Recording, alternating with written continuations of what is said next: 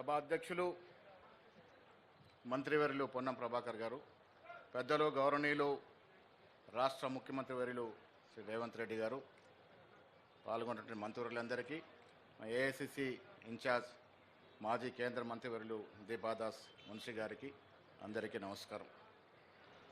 ముఖ్యమంత్రి గారికి innovative ideas వస్తూ ఉంటాయి. రాజీవ్ గాంధీ గారి విగ్రహం సెక్రటరియట్ ముందు పెట్టాలని ఒక ఆలోచన, బహత్తరమైన ఆలోచన. పరిపాలనలో ఆనాడు పైలట్గా డైరెక్ట్ రాజకీయాలకు వచ్చిన రాజీవ్ గాంధీ గారు ఒక నిష్కల్మషుడు, ప్లెయిన్ హార్టెడ్ మ్యాన్. ఏమీ తెలియకుండా రాజకీయాలకు కొన్ని పరిస్థితుల వల్ల వచ్చినప్పుడు ఈ దేశం గాంధీ కళ్ళ కన్న విధంగా నడవాలని ఢిల్లీ టు గల్లీ నిధులు పంపించి గ్రామ స్వరాజ్యం అంటే ఏంటో చూపించినట్టు ఘనత రాజీవ్ గాంధీ గారిది. నేరుగా గ్రామ పంచాయతీలకి మధ్య ఫిల్టరేజ్ అవుతూ ఉన్నాయి, నేరుగా నిధులు పోవాలని గ్రామాలకు పంపించినట్టు గణనీయుడు రాజీవ్ గాంధీ గారు.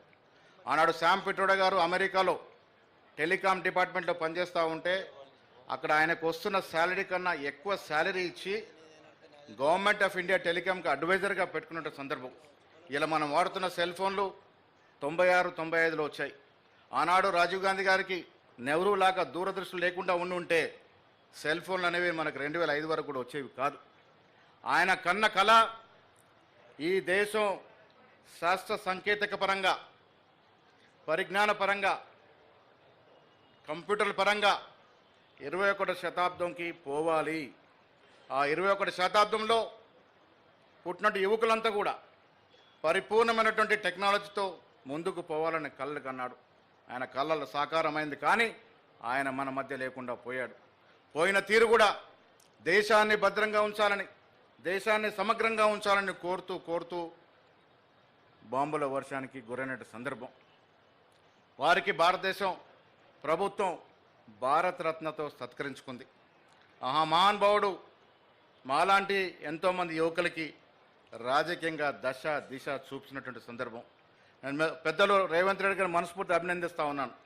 సెక్రటరియట్ ముందున్నటువంటి రాజీవ్ గాంధీ గారు అనునిత్యం మీరు సెక్రటరియట్లో ఉంటే మీకు దశ దిశ నిర్ధారణ చేసిన పరిస్థితుల్లో అలాంటి విగ్రహం అలాంటి స్థానంలో పెట్టినందుకు మీరు అభినందనలోనే మాట కూడా నేను సందర్భం మనం చేస్తూ ఉన్నాను.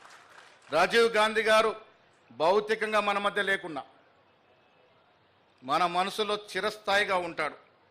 ఈనాడు 18 సంవత్సరాలకే ఓటు వచ్చిన ప్రతి వ్యక్తి మధ్యలో ఉంటాడు.